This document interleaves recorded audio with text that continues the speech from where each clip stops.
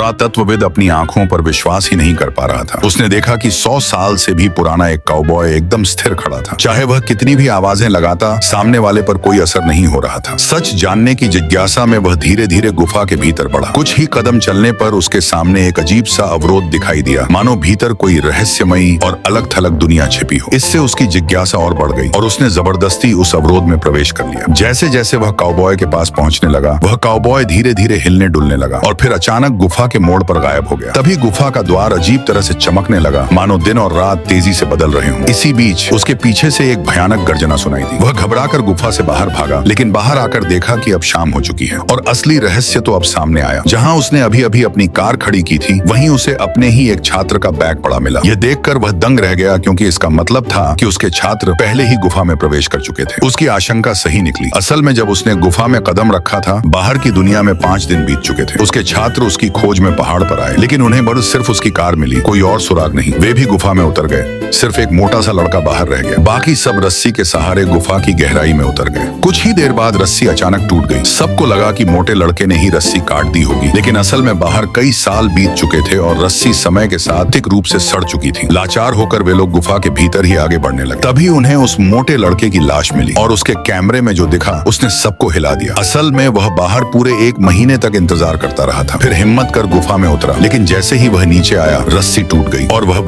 वहीं फंस गया। भले ही सबूत साफ सामने थे, फिर भी छात्रों को यकीन करना मुश्किल था, क्योंकि उनके लिए तो बस 10-15 मिनट ही गुजरे थे। बाहर निकलने के लिए माहिर पर्वतारोही छोटी मेई अकेले ऊपर चढ़ी। बड़ी मुश्किल से बाहर निकली, लेकिन जो नजारा देखा वह डरावना था। हरी भरी जंगल अब बंजर वीरान जमीन में बदल चुका था और ऊपर आसमान में एक विशालकाय अज्ञात उड़न वस्तु मंडरा रही थी।